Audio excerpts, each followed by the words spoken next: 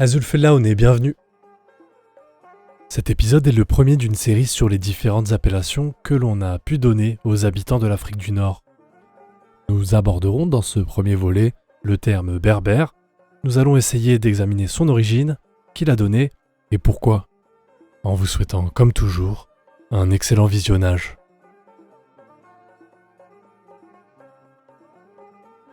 L'origine du mot berbère est très discutée sans que l'on puisse cependant trancher sur une explication. Selon certains, l'origine de ce terme serait une adaptation du terme latin barbarus, utilisé par les Grecs et les Romains pour désigner les populations qui leur étaient étrangères. La première utilisation du terme berbère pour désigner les populations d'Afrique du Nord aurait été faite dans le manuscrit grec du Périple de la mer Érythrée, ou Périple de la mer Rouge. Rédigé par un auteur anonyme, on date communément l'écriture de celui-ci entre le 1er et le 3e siècle. L'auteur y désignait les territoires des Berbères comme étant les territoires les plus enfoncés dans les terres, à partir de la ville portuaire de Bérénice située en actuelle Égypte. Cependant, les Romains auraient identifié administrativement chaque tribu d'Afrique du Nord en leur donnant un nom respectif et identifiable à chacun.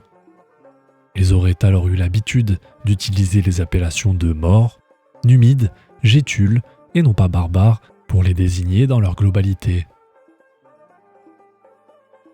La piste la plus probable serait celle expliquant que cet étonyme aurait été transmis par les Arabes. Ils auraient utilisé cette dénomination à leur arrivée en Afrique du Nord pour désigner la partie de la population qu'ils ne reconnaissaient pas comme étant Roum. On désignait par Roum les Africains romanisés, les chrétiens, les latins et les fonctionnaires byzantins qui étaient sur place.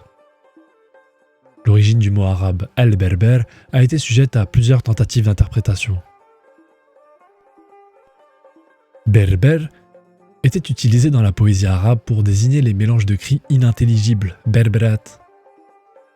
On retrouve la première utilisation de ce terme pour désigner les tribus berbères dans un ouvrage d'Ibn al-Kalbi, dont les travaux ont notamment été repris par Ibn Khaldoun.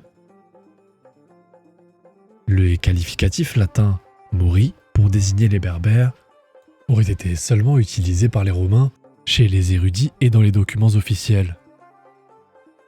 L'assimilation du terme « barbare » par les Arabes serait due à l'usage courant de cette appellation par la majorité de la population romaine, l'utilisant dans la langue populaire. Les Arabes utilisaient très souvent les mythes bibliques pour expliquer l'origine des peuples qu'ils envahissaient. Ainsi, l'ascendance des Berbères a été associée à Ber ibn Qais ibn Ilyas ibn Modar.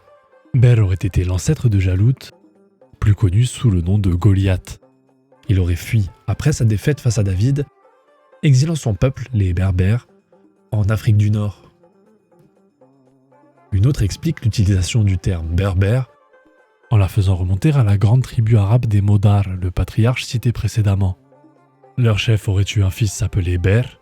Lorsque celui-ci aurait décidé de quitter sa famille afin d'émigrer en Afrique du Nord, on lui aurait crié Ber, Ber, ce qui signifierait, selon le Juman fi Akhbar al-Zaman, un livre d'histoire arabe écrit en 1451, fuit comme un sauvage dans les déserts.